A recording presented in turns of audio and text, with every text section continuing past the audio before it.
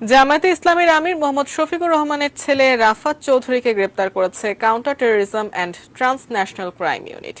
দুপুরে সিটিটিসি প্রধান অতিরিক্ত পুলিশ কমিশনার মোহাম্মদ আসাদুজ্জামান জানান, রাফাত চৌধুরী নতুন জঙ্গি সংগঠন জামাতুল আনসার ফিল হিন্দাল শারকিয়া এর সিলেট অঞ্চলের প্রধান সমন্বয়কারী।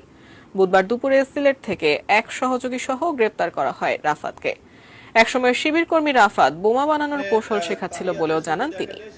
একই সাথে দীর্ঘদিন থেকে নতুন জঙ্গি সংগঠনটির পক্ষে হিজরত ও জিহাদের দাওয়াতি কার্যক্রম অব্যাহত রেখেছিল। তাদের সাথে জামায়াতে ইসলামের সংশ্লিষ্টতা আছে কিনা খতিয়ে দেখা হচ্ছে বলেও জানান আসাদুজ্জামান।